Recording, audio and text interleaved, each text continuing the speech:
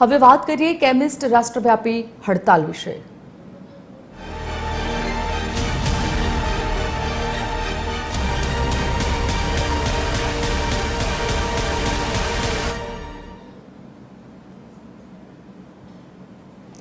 અમદાવાદ સહિત આજે દેશભરમાં રાષ્ટ્રવ્યાપી કેમિસ્ટ હડતાલનું એલાન કરાયું છે।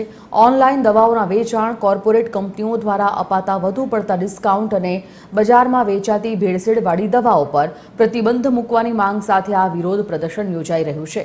આ હડતાલના ભાગરૂપે સવારમાં 11 કલાકે એલિસ બ્રિજ પાસે શહેરના તમામ કેમિસ્ટો એકઠા થઈને પોતાનો આક્રોશ વ્યક્ત કરશે। આ આંદોલનની વ્યાપક અસર જોવા મળી રહી છે, જેના કારણે વીએસ હોસ્પિટલ પાસે આવેલી તમામ મેડિકલ દુકાનો અને ફાર્મસીઓ સંપૂર્ણપણે બંધ રાખવામાં આવી છે।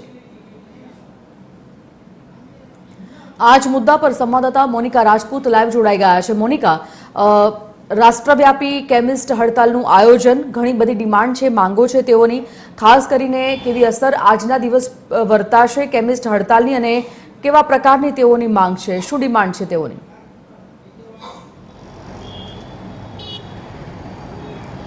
બિલકુલથી સંજીવની, જે પ્રમાણે વાત કરવામાં આવે તો આજે દેશભરમાં જે કેમિસ્ટો જે છે તે લોકોની જે હડતાલ રાખવામાં આવી છે, દેશભરની જ્યારે વાત કરવામાં આવે તો કુલ 12 લાખ જેટલા જે કેમિસ્ટો જે છે તેઓ દ્વારા જે છે આજે મેડિકલ સ્ટોર જે છે એ બંધ રાખવામાં આવ્યું છે। અનેક તેઓ લોકોની જે પડતર માંગો જે છે તે પડતર માંગોને ધ્યાનમાં રાખીને જે કેમિસ્ટો દ્વારા આજે મેડિકલ સ્ટોર જે છે બંધ રાખવામાં આવ્યું છે। હાલ આપણે જે છે વીએસ હોસ્પિટલની સામે જેટલા પણ જે મેડિકલ સ્ટોર આવેલું છે એ તમામ મેડિકલ સ્ટોરના દ્રશ્યો જે છે આપ જોઈ શકો છો કે તમામ સ્ટોર જે છે એ બંધ છે।